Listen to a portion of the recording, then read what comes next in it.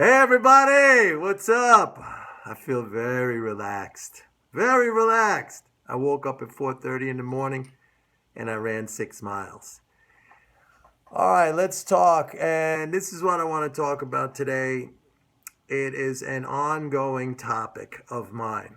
One of my favorite topics, and that is the behavior of the crowd, the mass behavior, the zombies. It's very, very fascinating. You could really make a study of it, and I advise that you do study it and follow it and reflect on it and think about it because it is enlightening and it will help you immensely when you start to understand. And I've been doing everything possible to help you understand this and to make you aware of this. But if you really focus on it, it's truly an incredible thing to watch. And as I have said many times in the past, it is so easy for me to take money from, the masses.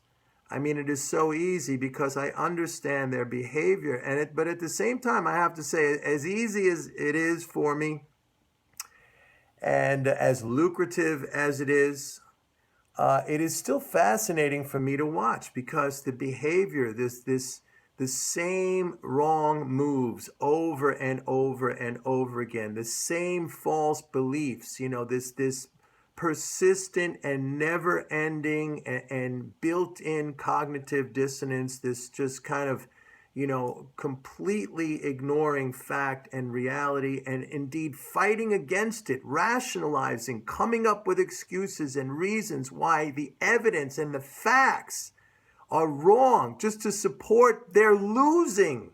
It would be one thing to rationalize it and make money on it, but to continue to do that, it's a kind of masochism. It's a kind of masochism. And I've spoken about this in the past. It's like a self-flagellation. They want to beat themselves up. It has to go down. It has to go or be attached to some deep, deep inner hatred of oneself.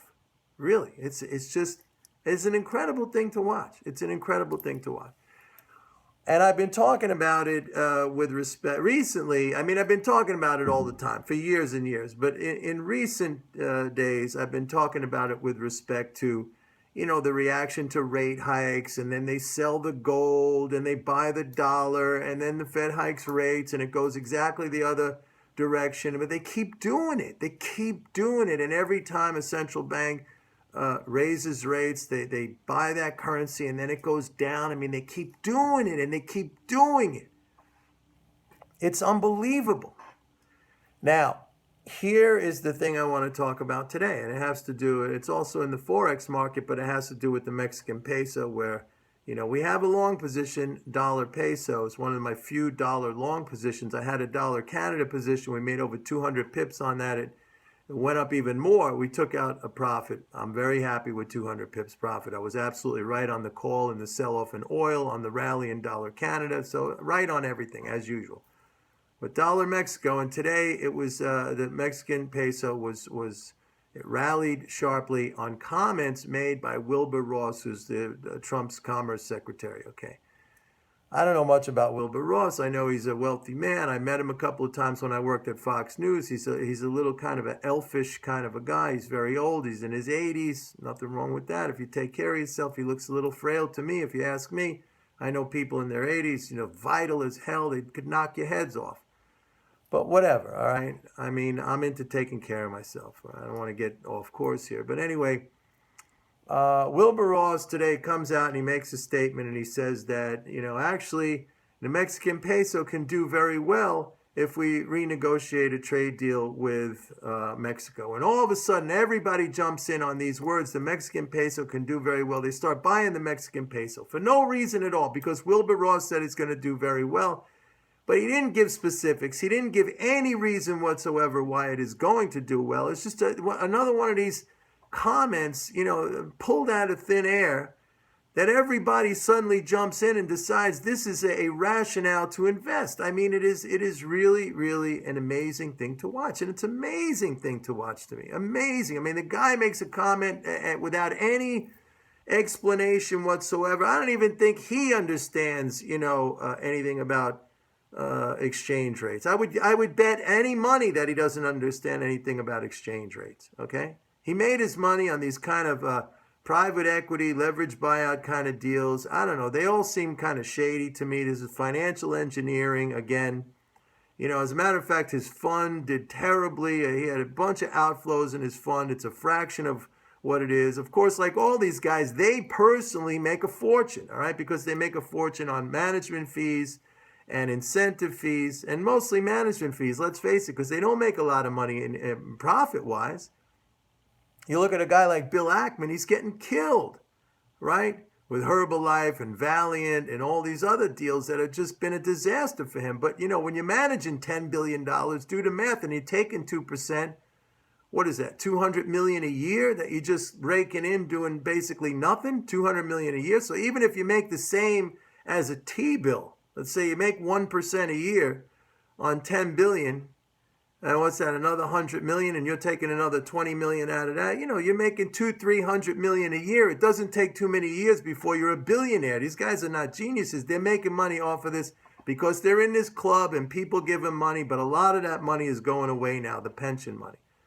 Anyway, he said the peso was going to do well. On what basis? On what basis does he have any understanding of what's happening in Mexico right now? You have inflation running very, very hot.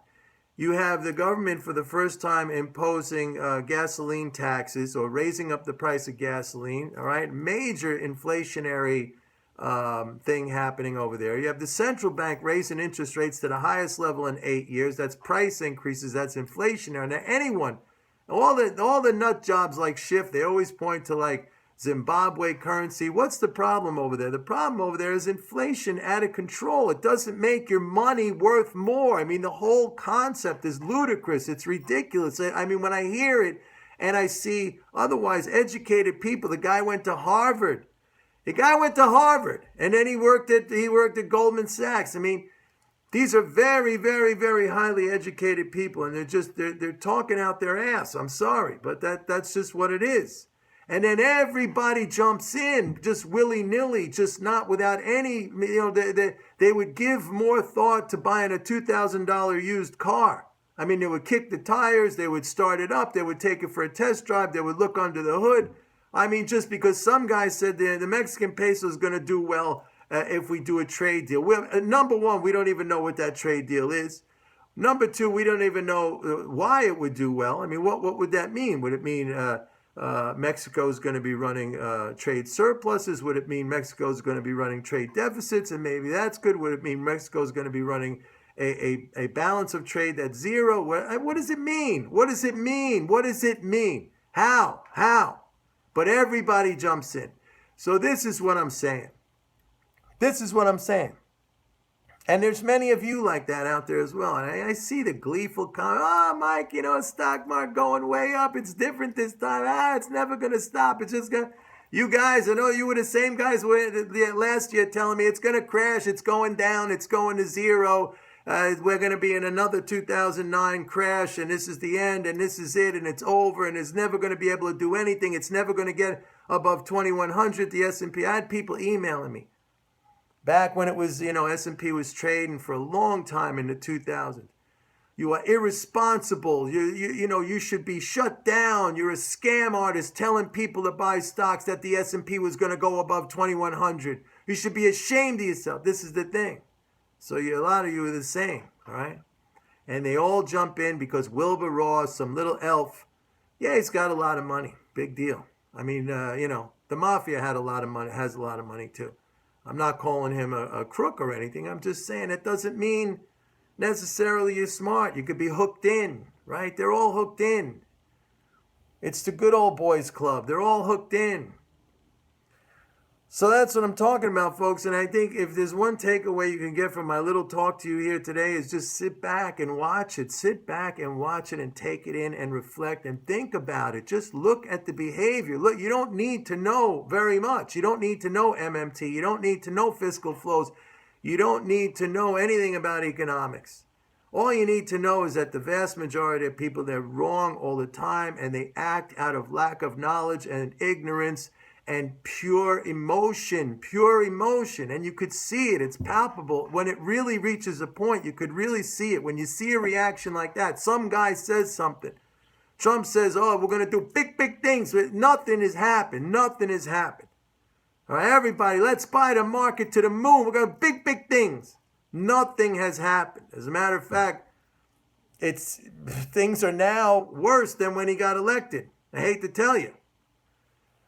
So that's it. That's what I'm seeing, and it's a fascinating thing. It's a lovely thing, really. It's a beautiful, lovely, amazing, incredible, wonderful thing. It's a gift. It's a gift just to toss to us, like literally toss to us if you want to take it. It's like, here, take it. It's like lying over there. You just have to go over there and pick it up. That's it. You have to go over there and pick it up. And the only thing that this game asks of you is some self-control. That's it. Don't get panicky and scared and start crying and, mommy, I wish I was long stocks too. And why did I do this? And beating yourself up. Oh, I got out. I should have stayed in. I sold too soon. That kind of stuff. I have no pity for anybody with that kind of mentality. You deserve whatever is coming to you. And if you do that to yourself, then good luck, because that's going to take you right down to zero. Right down to zero. You got to be tough. You got to be resilient. You got to be smart. And you got to understand that, you are in an easy game opposed to masses and masses of people who basically want to destroy themselves. It's like, what better game is it? And the only thing this game asks of you is to have a little bit of patience and have a little bit of self-control. And that's it. That's the only thing. You don't have to know about anything, about charts, about MMT, about economics, about the market, about anything. You don't have to know about anything. That's all it asks of you. And most of you can't, you're not willing to do that, which is incredible to me. It's incredible to me. So anyway, think about that. Very important stuff here. Bye.